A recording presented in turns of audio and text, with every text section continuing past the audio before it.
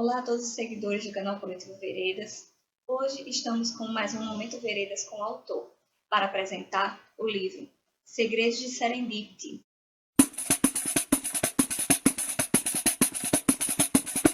Escrito por Deribaldo Santos. Esse é o nosso primeiro romance publicado pelo Veredas e estamos hoje com o Deribaldo para explicar um pouco mais sobre o livro.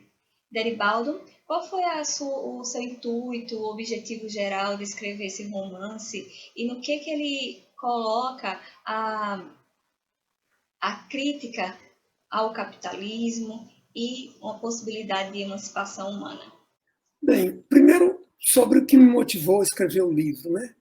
Hoje eu sou professor da Faculdade de Ciências e Letras do Sertão Central, no campus de Quixadá, na graduação, uma faculdade pequenininha, né, que forma professores, mas ao mesmo tempo ser pequenininha é bastante aconchegante, embora estruturalmente muito precária, como as demais universidades, né, do ensino público no país. E também sou professor do programa de pós-graduação em educação.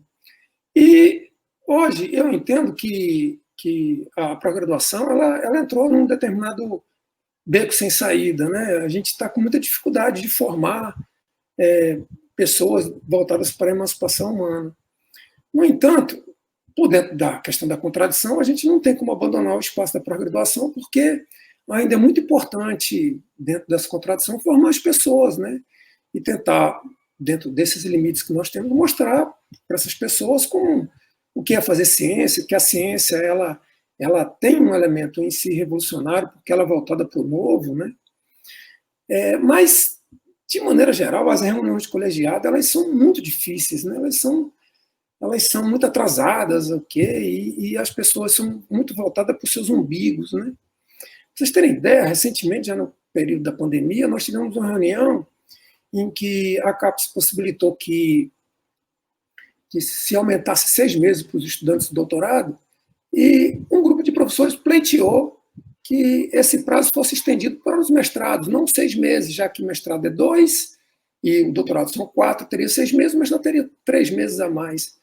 E nos foi negado isso, né, com uns argumentos extremamente estranhos. Nós estávamos, naquela oportunidade, no Ceará, passando de 6 mil mortos com a Covid, né, e o Brasil chegando a 70 mil, e alguns argumentos eram que o programa tinha que pensar nele, tinha que pensar na nota 5, na nota 6, nas bolsas PQ dos professores.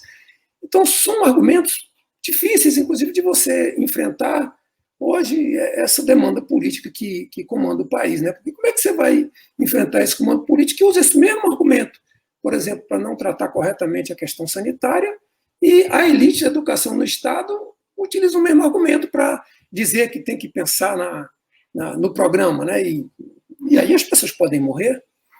Então, Serendip foi criada para que eu pudesse falar desse tipo de contexto, tá certo? Porque eu já ouvi muitas coisas constrangedoras nas reuniões de colegiado, muito constrangedoras que não dava para falar cientificamente, até porque eu teria que apontar, dizer quais eram as pessoas e quando disseram aquilo, embora que algumas dessas coisas tenham registrado em ata, mas era muito constrangedor. Então, eu criei uma personagem, que é uma professora universitária, a Serendip, para que ela pudesse dar vazão a esse incômodo que tem com essas reuniões de colegiado. Essa semana mesmo, aqui no Ceará, circulou um áudio de uma professora que foi destratada, mais um desses episódios, embora não seja na pós-graduação, mas é mais ou menos que mudando o que tem que ser mudado, idêntico, né? Só que quando eu comecei na criação da personagem, e aí eu começo a responder a tua segunda pergunta, o que a literatura se conecta com a emancipação humana, quando eu criei a personagem, ela cresceu muito diante de mim, tá certo? Ela foi muito além da minha possibilidade, né? Era um desafio muito grande. Eu sou um homem que nasci paraibano, né, numa família católica, negro, e me tornei marxista, né, e me tornei comunista. E na criação dessa personagem, muitos desses meus elementos privado-particulares, né, do meu singular privado, eles foram ficando para trás, porque ela era muito maior do que isso, né? Inclusive, a própria questão também das reuniões de colegiado, né? Ela era muito maior do que aquilo, né? Ela tinha que ter uma dimensão bem mais, digamos assim, universal. Então, para caracterizar a Serendip, eu tive que criar outros personagens, né? E aí criei o filho dela, que é um músico, que tem uma banda.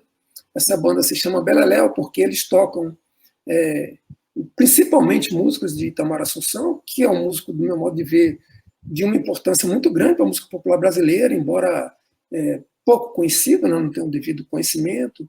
Mas eu acho que, de alguma maneira, o próprio Itamar, né, por muitas contradições, não tinha muito interesse de entrar nessa mídia capitalista. Isso é difícil explicar, né? A mesma família de Itamar não aceita muito esse tipo de argumento. E essa banda, os integrantes dessa banda se reuniam na casa de Serendip, claro, por causa de seu filho, né? E ela acaba se apaixonando por um dos integrantes. Ela é uma mulher com mais de 40 anos e se apaixona por um rapaz que tem pouco mais de 20, né? E essa paixão, ela vai se descobrindo, ela vai descobrindo algumas coisas que, na verdade, ela nem sabia que tinha, né? Sobre a própria vida, a própria identidade dela, o próprio processo como ser humano, como é que ela se conecta com a humanidade. Só que, para valorizar o drama humano, a Serendip não é só no mundo, ela tem, não é bem um namorado, mas ela tem um amante que já dura mais ou menos 10 anos, e ela fica com muita dúvida até que ponto ela investe com o rapaz ou se permanece com esse amante. É interessante que os nomes, né, das personagens, o namorado Serendip, que toca na banda do filho dela, chama-se Zéfiro, né?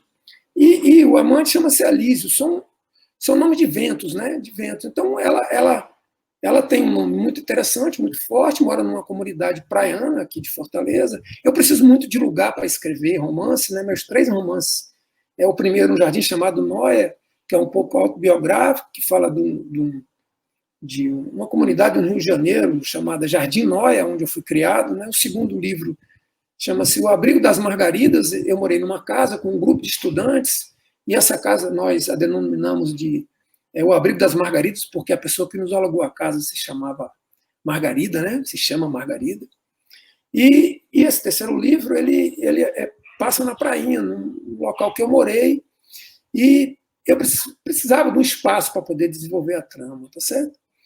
Bem, foi uma tarefa muito difícil, né? Um desafio muito grande, porque como homem machista que sou, como os demais homens dessa sociedade que nós temos, né? Era muito difícil falar de uma mulher, né? E uma mulher que, de alguma maneira, concentrava muitas mulheres na minha vida, muitas mulheres importantes, né? Minha irmã, que faleceu muito jovem, minha mãe, né? Algumas ex-companheiras e algumas amigas que militam no espaço acadêmico. Então, eu tinha que concentrar alguma dessas experiências e pôr nessa mulher para que ela pudesse falar algumas coisas que eu não podia falar, né? Para que ela pudesse falar para o mundo alguns elementos que eu não tinha como falar a partir desse elemento de ser homem e machista. E por isso foi criada a Serendip, né? E repito, o elemento inicial por qual ela foi criada, ele acabou se perdendo, porque era muito importante que eu criasse alguém que fosse muito maior do que eu, né? E a minha vida circunscrita à universidade, né? Hoje, sobretudo, né? Com a pandemia, as atividades que poderiam me tirar de alguma maneira, me conectar com o mundo é através da universidade, né? E eu entendi que a Serendip era muito maior do que isso, tá certo?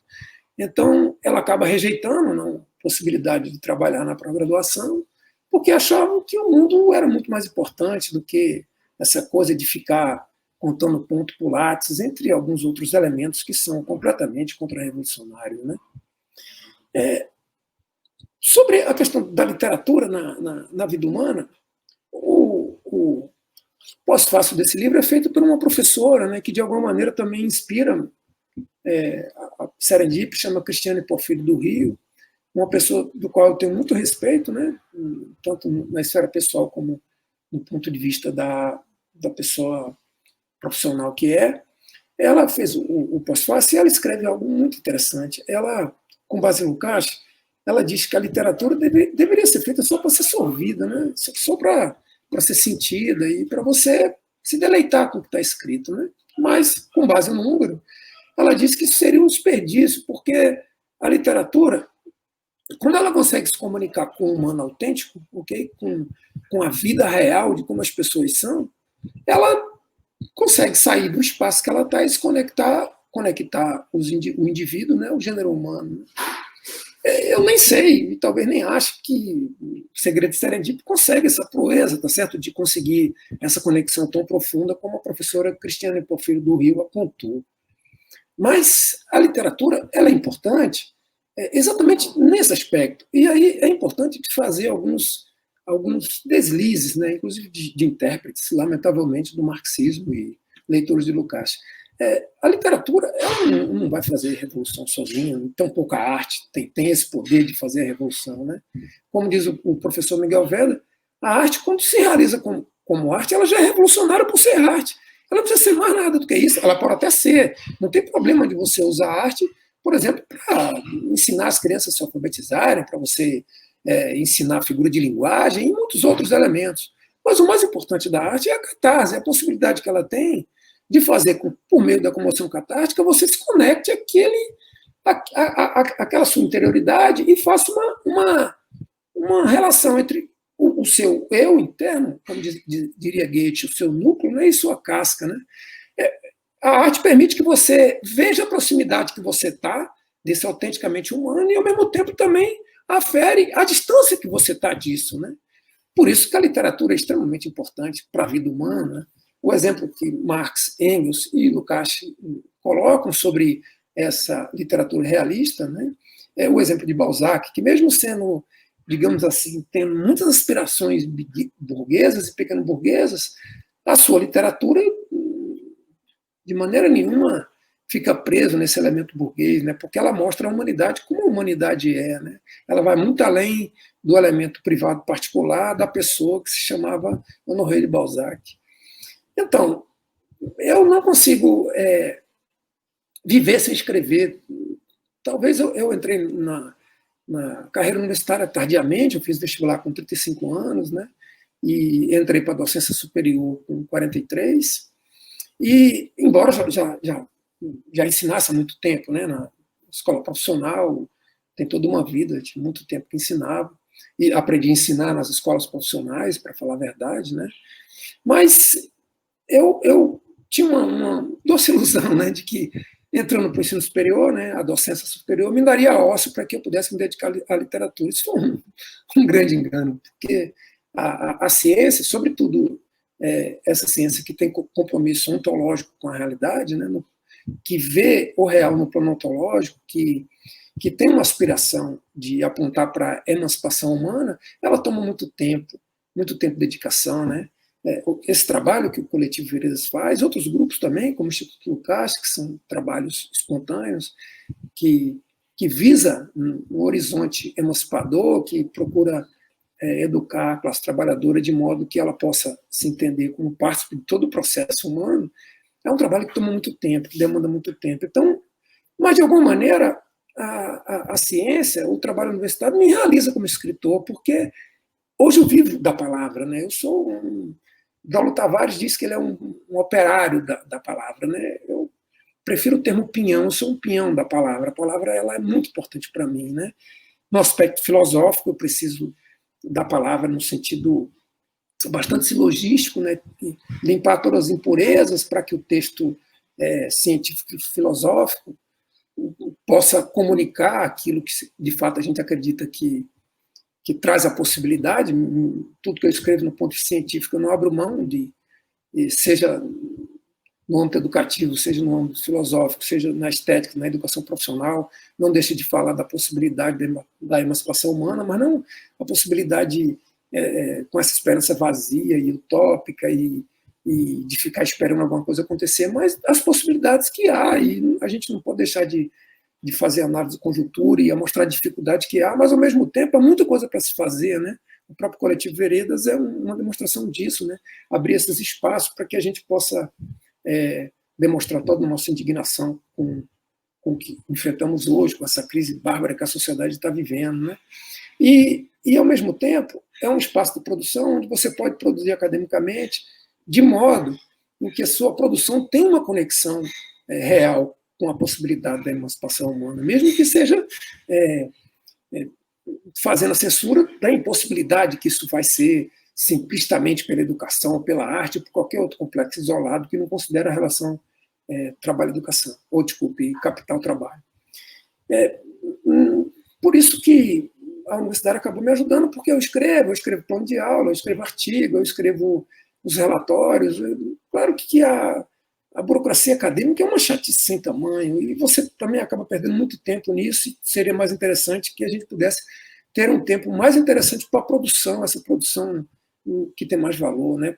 Do outro lado, as revistas, os periódicos, os próprios livros, as coletâneas, é claro que tem suas exceções, valorizam muito os papers de baixa qualidade, apenas para contar ponto para o currículo acadêmico. Portanto, a literatura, de alguma maneira, ela é uma espécie de oclusão, onde eu consigo, de algum modo, estar voltado para mim naquela conexão com o gênero, né? Um período de pandemia e de muita dificuldade para todo mundo, as minhas em particular, muitas dificuldades pessoais, né?